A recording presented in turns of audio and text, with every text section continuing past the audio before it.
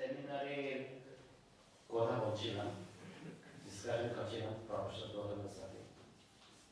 তখন আমাদের একটা আইডিয়া ছিল, অনেকে মনে করবে হঠাৎ করে হয়েছে এই কনফারেন্সটা অনেকদিন ধরে আলোচনা চলছে। তো আমরা ভাবছিলাম বাংলাদেশে ইলেকশন আসছিল, আমরা তো মোরালেস জানতাম কে পাওয়ারে আসবে, আর পৃথিবীতে যে জিওপলিটিক্স আছে কারা হাসিনাকে সাপোর্ট করবে সেই বিষয়ে যে বর্ডার লাইনটা আছে বাংলাদেশ ভারত, বর্ডার লাইনটাকে অলমোস্ট থিওরিটিক্যালি মুছে ফেলে কিছুটা করা যায় কিনা, সেটাই হচ্ছে অ্যাকচুয়ালি আমাদের অরিজিনাল পারপাসটা, যদি কোনো স্কোপ আছে কিনা। যখন আমরা বর্ডারের কথা বলি তখন তো কি বলবো, অনেক অসুবিধা, সিকিউরিটি অ্যাপারেটাস এসে যায়। তো যেভাবে আমরা শুনলাম ভারত চট্টগ্রাম বিষয়ে কনসিকুয়েন্সেস হিস্ট্রি, আমি মনে করি পার্বত্য চট্টগ্রামের পার্টিশন কিন্তু 47-এ হয়নি। পার্বত্য চট্টগ্রামের পার্টিশন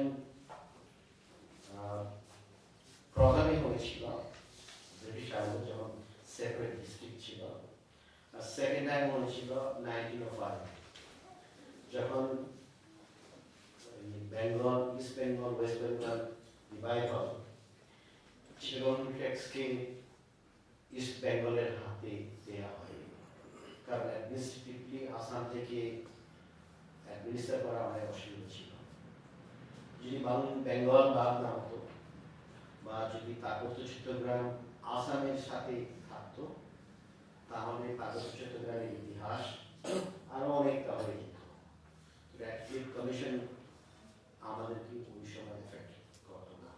তো যে মেইন পার্টিশন স্টোরি হচ্ছে আমাদের Bengal division, and we always blame the reactive side, কিন্তু reactive আগে অনেক আগে ওইটা ডিভিশন হয়েছিল।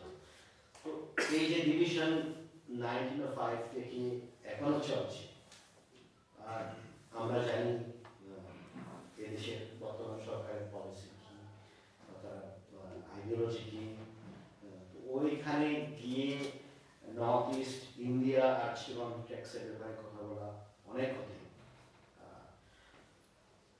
কিন্তু আমি যেটা বলতে চাই সেটা হচ্ছে পার্বত্য চট্টগ্রামে যদি শান্তি না আসে, তাহলে নর্থ ইস্ট ইন্ডিয়াতেও শান্তি আসা মুশকিল।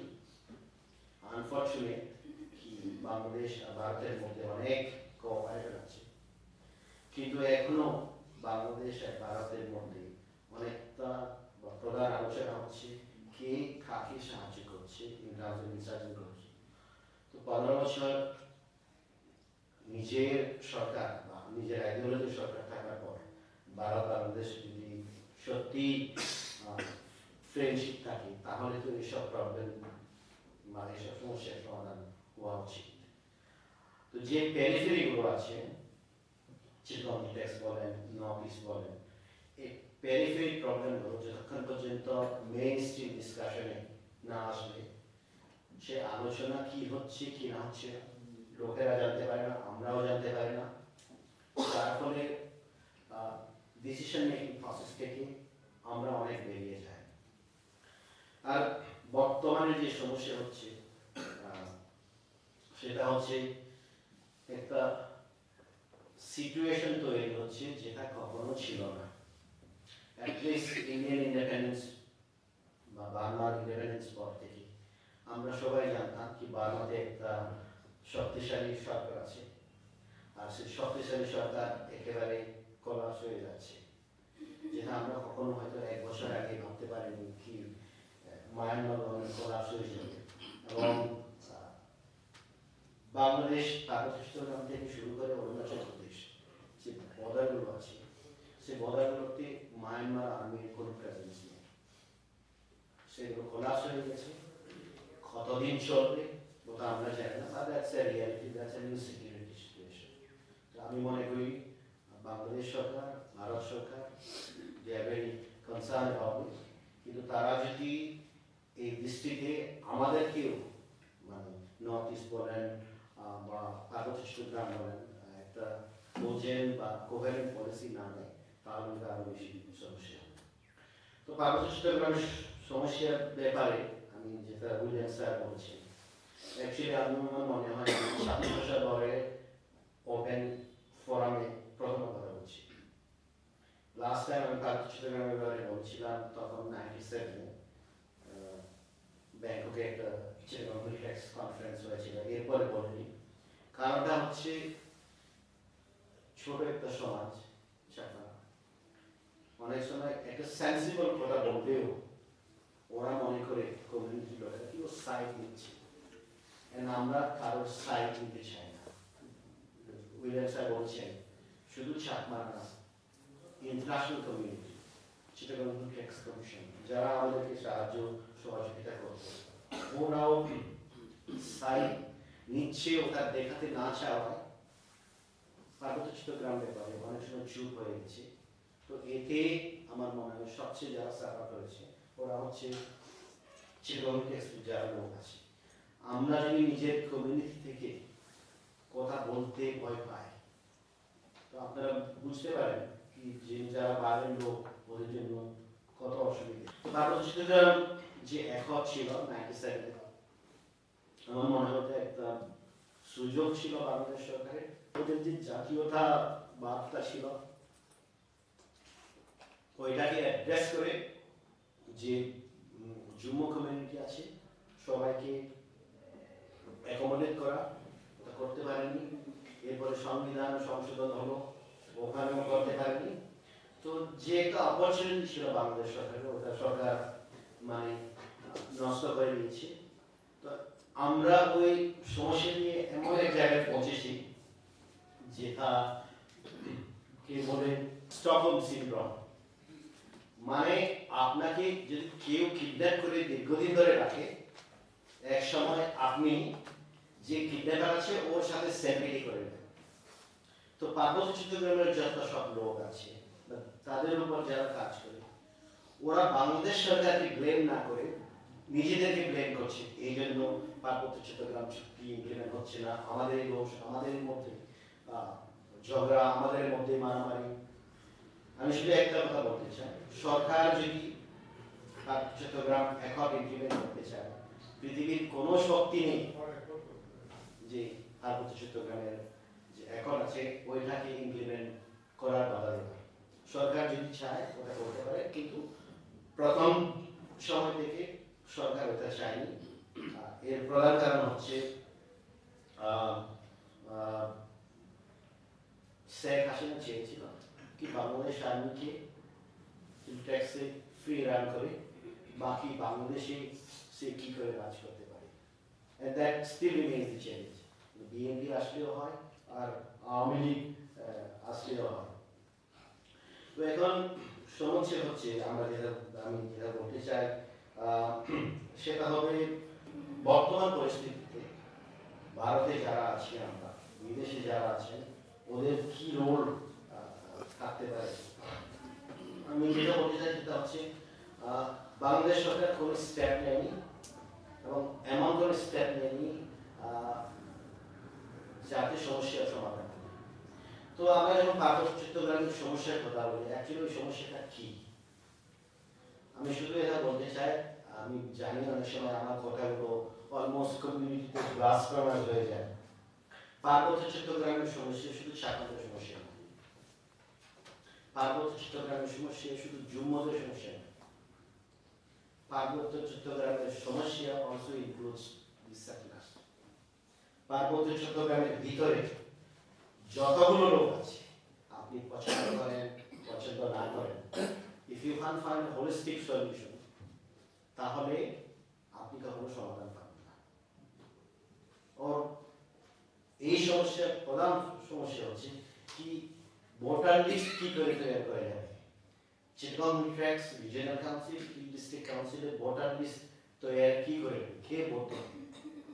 আমরা যারা জম্মু আছি, চাকমা আছি বা অন্য কমিউনিটি আছে, মানে বাংলাদেশে ওরা মনে করবে যে আমাদের ভোটাধিকার আছে, কিন্তু ওটা কি অ্যাকচুয়ালি প্র্যাকটিক্যাল, যেখানে মুসলিম মেজরিটি বাঙালিরা 95% বা 98%, ওরা কি নিজেদের লোকদের ওখান থেকে ভোটাধিকার না দিয়ে সমাধান করবে? চাকমারের যেহেতু অন্য কোনো কমিউনিটি এই সমস্যাটা বুঝবে না, কারণ যেভাবে পার্বত্য চট্টগ্রামে অনুপ্রবেশ করা হচ্ছিল, অরুণাচলেও তো ওরা মনে করে এরকম করে চাকমাদের এখানে বসিয়ে দিয়েছে, সেই জন্য এখন ওরা বিরোধ করছে, আর আমি নিজে লিড করছি, so I know the reality. তো আমি যেটা বলতে চাই সেটা হচ্ছে, পার্বত্য চট্টগ্রামে বাংলাদেশ সরকার বলে, যতগুলো রাজনৈতিক দল আছে, সাধারণ মানুষ পার্বত্য চট্টগ্রাম সমস্যাটা কি ওইটাই বুঝতে পারে না। পার্বত্য চট্টগ্রামের সমস্যা হচ্ছে ওখানে যত ধরনের লোক আছে, আর যতক্ষণ পর্যন্ত you can find that kind of holistic approach, শুধু আমার এই জিনিসটা লাগে, আমার এই অধিকার দিয়ে আমরা যদি কথা বলি তাহলে সমস্যার সমাধান হবে না। সেই জন্য পার্বত্য চট্টগ্রামে গত 25-26 বছর ধরে কখনো নির্বাচন হয়, তো সেটাই হচ্ছে বড় সমস্যা। তো we have to be realistic, কি শুধু নিজেরটা দেখলে হয় না, অন্যদের কেউ দেখতে হয়। 2-3টা পয়েন্ট আমি যেটা বলতে চাই সেটা হচ্ছে বাংলাদেশের জন্য, কারণ আমরা এখানে যারা সবাই বসে কথা বলছি, we are friends of Bangladesh, well wishers of Bangladesh. Of course seminary topic দেখলে আমাদের কথা শুনলে ওরা অন্যভাবে নেবে, কিন্তু আমি যেটা বলতে চাই সেটা হচ্ছে well wishers of Bangladesh, because we are also well wishers of people in series.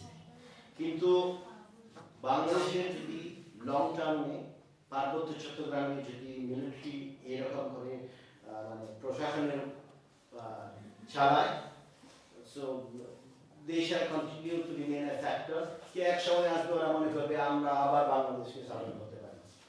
তো আমি যেটা বলবো সেটা হচ্ছে শেখ হাসিনা বা বিএনপি বা যে কোনো সরকার আসে, যদি মিলিটারিকে একচেটিয়াভাবে আপনি এই ধরনের ক্ষমতা দিয়ে থাকেন, সেটা চিটাগং টেক্স থেকে বেরিয়ে এসে একসময় পুরো বাংলাদেশে এফেক্ট করতে পারে।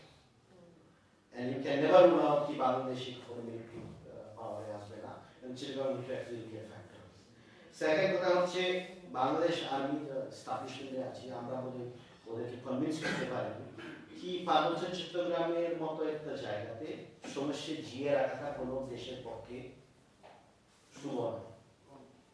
যদি একটা আপনি অপরচুনিটি পান, ওই সমস্যার সমাধান করা উচিত, কারণ আপনি যদি ওই সমস্যার সমাধান না করেন, যদি ওই সমস্যাটা জিয়ে রাখেন, ইতিহাসের কোন দিকে কি হবে কেউ বলতে পারে। আমরা কি ভেবেছিলাম সোভিয়েত ইউনিয়ন কোলাপস হবে? কেউ ভেবেছিল এখানে যখন রাশিয়ান ট্যাঙ্কগুলো আসছে কি ইউক্রেন মানে রাশিয়ার সাথে যুদ্ধ করতে পারবে? এখানে আমরা কি কখনো ভেবেছি বা আমার সরকার কোলাপস হয়ে যাবে? কেউ তো ভাবেনি। But tomorrow you never know what might happen. নষ্টনামাজ হতে হবে না, বাট কোয়েশ্চেন ইজ সিকিউরিটি যদি আপনি সমস্যার সমাধান করে ওদেরকে অ্যাকোমোডেট করে যদি সমাধান করেন, আমার মনে হয় লং টার্ম সমাধান বাংলাদেশ করতে পারে। না হলে হয়তো বাংলাদেশ মিলিটারি এখন মনে করতে পারে পার্বত্য চট্টগ্রামের আমাদের যদি একটা স্ট্রং প্রেজেন্স থাকে তাহলে কেউ কিছু করতে পারবে না। সেহেতু জানা পার্বত্য চট্টগ্রামের লোক কখনো বাংলাদেশের কে ডিফিট করতে পারবে না, কিন্তু জিওপলিটিক্স যদি চেঞ্জ হয়ে যায়, it can become a problem, and that is why Bangladesh became an independent country. আমরা আজকে বলতে পারছি না, ভবিষ্যতে সেটা একটা ইস্যু হয়ে আছে। দি সেকেন্ড পয়েন্টটা আমি শেষ করার আগে যেটা বলতে চাই সেটা হচ্ছে, আমরা সবাই জানি কি বাংলাদেশের প্রধানমন্ত্রী শেখ হাসিনার সরকার ভারতের সাহায্য ছাড়া তো পাওয়ারে থাকতে পারে না, ইলেকশনও তো এভাবে করতে পারতেন না। তো তাহলে আমরা পার্বত্য চট্টগ্রামের সমস্যার সমাধান নিয়ে ভারত সরকার কি কেন আমরা প্রেশার করতে পারি না, সেটা আমাদের একটা প্রশ্ন জিজ্ঞাসা করা উচিত। কারণ হচ্ছে শেখ হাসিনার সরকারকে তো ইউনাইটেড স্টেটস, ইউরোপিয়ান ইউনিয়ন সবাই হটাতে চায়, ইলেকশন কি করে হতো। So I think we have a task. আর যে ভারত সরকারের যেটা রিয়েলাইজ করা উচিত সেটা হচ্ছে ভারতের একটা বড় ধরনের পলিসি ছিল অ্যাক্ট ইজ পলিসি। প্রথমে ছিল লুক ইজ পলিসি, এখন হচ্ছে act east policy. Look east policies, act east policies. কারণ বার্মার দিকে আপনার যে জায়গা আছে ওখানে তো কোনো সরকারি নেই। চীন স্টেট বলেন, সাগাই রিজিয়ন বলেন, সব কিছু আরাকান বলেন, এগুলো তো এখন ইনসার্জেন্সি কন্ট্রোল করছে। তো আপনার লুক ইজ পলিসি তো শেষ। তো আপনি যদি অ্যাটলিস্ট বার্মা বর্ডারে, বাংলাদেশ বর্ডারে, ভারতের বর্ডারে যে মিজোরাম আছে, মিজোরামের ভিতরে যে চিটগং ট্যাক্স আছে, অ্যাটলিস্ট লুক ইজ পলিসির মধ্যে যদি ভারত সরকার যদি এটা অ্যাড্রেস না করে, আমার মনে হয় আরো সংঘাত হবে, আরো অনেক অসুবিধা হবে। সেজন্য আমরা যখন বলেছিলাম যে there is scope for regional peace and security, সেটার কারণ হচ্ছে মিজোরাম পার্বত্য চট্টগ্রামের পূর্ব দিকে। তো আপনি যদি চিটগং ট্যাক্স, মিজোরাম, মণিপুর এসব নিয়ে যদি আপনি কমন পলিসি ভারত সরকার হিসেবে মানে নির্ধারণ করতে না পারেন, তাহলে অসুবিধা হবে। তাহলে অনেক সময় ক্রিটিক্যাল কি ভারত সরকার অনেক জায়গায় ইনভেস্ট করে ওটা শেষ হয়ে যায়। আফগানিস্তান কত ইনভেস্ট করেছে চাবাহ এয়ারপোর্ট, যেটা এখন তালিবান ইউজ করছে। আপনি নিয়ে আসলেন কালাদানপুর, সবাই মনে করছে 4 লেন হাইওয়ে মিজোরাম করবে, কিন্তু কালাদানপুরে তো আপনি যেতেই পারেন না, কারণ that is in the hands of the Arakan army. আরাকানের লোকরা তো আপনাকে পছন্দ করে না বিকজ অফ হিস্ট্রি, অপারেশন লিজ এটসেট্রা।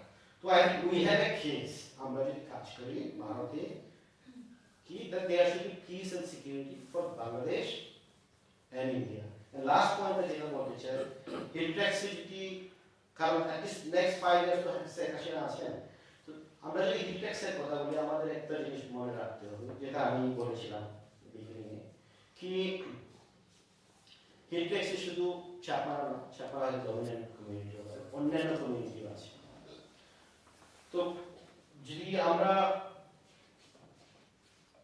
একটা প্লুরালিস্টিক, যেটা প্রথম বিগিনিংয়ে বলেছেন, আমরা যদি আমাদের চিন্তাধারাকে বড় করে সবাইকে ইনক্লুসিভ অ্যাপ্রোচ নিয়ে কাজ করতে না পারি, তাহলে আমাদের অনেক সমস্যা আছে। সমস্যাটা হচ্ছে আমি যেটা দেখেছি স্টুডেন্ট হিসেবে লাস্ট 35-40 বছরে, সেটা হচ্ছে চিটাগং ট্যাক্স সমস্যা কি শুধু চাকরির সমস্যা? চিটাগং ট্যাক্স তো সেকেন্ড থার্ড লার্জেস্ট কমিউনিটি হচ্ছে ত্রিপুরি বা বড়রা। এখন চিটাগং ট্যাক্স থেকে প্রায় 1200 বা 1500 মতো লোক বম চীন কমিউনিটি থেকে মিজোরামে আশ্রয় নিয়েছে। তাহলে কি?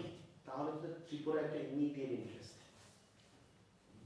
বা মিজোরাম আমাদের একটা ইমিডিয়েট ইন্টারেস্ট। কিন্তু আমরা এত কি বলবো, মানে ইনভলভমেন্ট হয়ে গেছি, আমরা দেখতেই পাই না কি অন্যান্যদের একটা স্টেট আছে। আমরা সবাই যুগ্ম শব্দের কথা বলি, বাংলাদেশে অনেকে যুগ্ম শব্দের কথা বলে, কিন্তু মনে হয় যেন যুগ্ম শব্দটা খালি চট্টগ্রামের মধ্যে সীমাবদ্ধ। যদি লাস্ট 40 ইয়ার্স যে আন্দোলন চলছিল, ওখানে যদি মনে করতো কি যুগ্ম কনসেপ্টের মধ্যে বড় পিপলের অধিকার আছে, ত্রিপুরীদের অধিকার আছে, মারমারের অধিকার আছে, চীনদের অধিকার আছে, আমরা যদি সেই সলিডারিটা মিজোরাম বা ত্রিপুরাতে বিল্ড করতে পারতাম, তাহলে আমার মনে হয় আমাদের পার্বত্য চট্টগ্রামের যে সমস্যা ওটা আলাদা হয়ে যেত। তো আমরা ভারতে বসে কেন পার্বত্য চট্টগ্রামের কথা বলি? সিম্পল, আমাদের মধ্যে অনেক লোক আছে যাদের দৃষ্টিভঙ্গি এত সংকীর্ণ।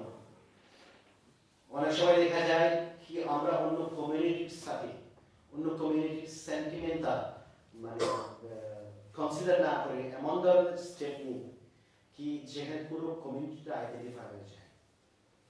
বিভিন্ন ধর্ম গ্রুপের লোক আছে, বিভিন্ন জাতি উপজাতির লোক আছে। তো আই থিঙ্ক যে ফেলিউরটা লাস্ট 40 বছরে আমরা দেখেছি বা করেছি, আই থিঙ্ক আমরা ভারতে যারা আছি উই হ্যাভ রেসপন্সিবিলিটি। কারণ আমরা যদি সেই রেসপন্সিবিলিটি না বুঝি, যদি পার্বত্য চট্টগ্রামে চাকমা মামাদের মধ্যে মগদের মধ্যে সংঘাত হয়, চাকমা ত্রিপুরীদের মধ্যে সংঘাত হয়, চাকমা অন্যান্য কমিউনিটির মধ্যে সংঘাত হয়, সে প্রভাব এখানে পড়বে না, এখানেও পড়ে। তো পার্বত্য চট্টগ্রামের কথা আমরা শুধু ওদের অধিকার নিয়ে কথা বলছি না, আমাদেরকে এখানে নিজেদের বাঁচাবার জন্য বলছি, নিজেদেরকে বাঁচাবার জন্য বলছি। কারণ ওখানে যদি কোনো একটা সংঘাত হয় এখানে এফেক্ট হবে, আর সে সংঘাত বাংলাদেশ সরকার করাচ্ছে। যদি বাংলাদেশ সরকার যদি করে তাহলে তো ওরা সাকসেসফুল হবে। তো সেই জন্য যে ইন্টার রিলেশনশিপটা আছে শুধু ওখানে যে আমাদের সম্প্রদায়, সেই চাকমা হোক, ত্রিপুরী হোক, মারমা হোক, ওদের জন্য না। ওখানে যদি করে একটা সংঘাত ঘটে এখানে এফেক্ট করবে, এখানে যদি একটা সংঘাত ঘটে ওখানে এফেক্ট করবে। At least social media to bother, social media to bother me. So that is why I think this conference, and I hope कि next 5 বছরে I think আমি নিজে অনেক সময় মনে করি कि আমরা সবাই উইথড্র করেছিলাম, সবাই কথা বলতে ভয় পায়, সবাই মনে করে কি আমি পার্বত্য চট্টগ্রামের কথা বলতে এই দলের সমর্থনে ওই দলের সমর্থনে না, আমরা কারোর দলের সমর্থক নয়, ও আমরা সাধারণ মানুষ, সাধারণ মানুষরা যে সাইডের পক্ষে কথা হচ্ছে আমাদের নিজেদের জন্য, we don't have to take any side, আর ওরা সাইড নেওয়ার জন্য আমাদের ম্যাটার করে না, কারণ এখানে সবার অধিকারের প্রশ্ন হচ্ছে। তো আমরা যদি এই ব্যাপারে নিজেদের মধ্যে আলোচনা না করি তাহলে আমরাও এখানে অনেক অসুবিধার মধ্যে পাবো। অ্যান্ড দি লাস্ট পয়েন্ট, যে মণিপুরে যে কনফ্লিক্টটা হচ্ছে সেটা ছড়িয়ে কোথায় কোথায় পড়ছে, আমি তো নিজে কাজ করি সেজন্য আমি জানি, এটা একটা ট্যাম্পলেট হয়ে গেছে, মানে কি করে সংঘাত চলে বা রাখতে হয়, জিয়ে রাখতে হয়। সেই ট্যাম্পলেট যদি পার্বত্য চট্টগ্রামে হয়, সেই ট্যাম্পলেট যদি ত্রিপুরাতে হয়, সেই ট্যাম্পলেট যদি মিজোরামে হয়, তাহলে শান্তি কোথাও আসবে না। সেই জন্য I think it is our responsibility to convince the policy makers. You have to take one coordinated approach towards CHP, Mizoram, and Tripura, especially 3 connected states, considering the fact that আমরা এখন যেটা বুঝতে পারছি না বা কেউ বুঝতে পারবে না সেটা হচ্ছে যদি একটা জায়গায় সরকার না থাকে তাহলে কি হবে। বার্মাতে গত 76 বছর ধরে কনফ্লিক্ট চলছে, এখন সরকার না থাকলে কি হবে আমি যেটা জানি সেটা হচ্ছে যে জায়গাগুলো বাংলাদেশ আগে হারিয়েছে ওইগুলো ওরা রিক্যাপচার করতে পারবে না। Then you have government run by the insurgents, no rule of law, no governance, no command. ওর যে ইমপ্লিকেশনটা কি হবে I don't think anybody is taking seriously, কারণ সবাই আমরা শুধু এইটাকে দেখছি, and that's a big problem. Thank you.